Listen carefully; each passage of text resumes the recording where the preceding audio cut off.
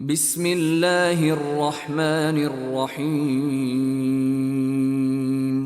اقرأ باسم ربك الذي خلق خلق الإنسان من علق اقرأ وربك الأكرم الذي علم بالقلم علم الإنسان ما لم يعلم كلا إن الإنسان ليطغى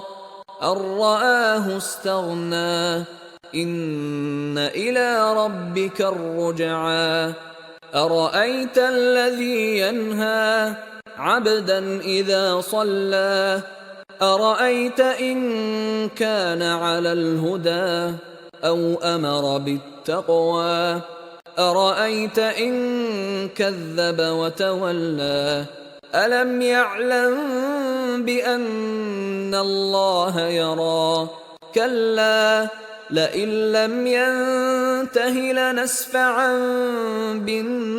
بالناصية ناصية كاذبة خاطئة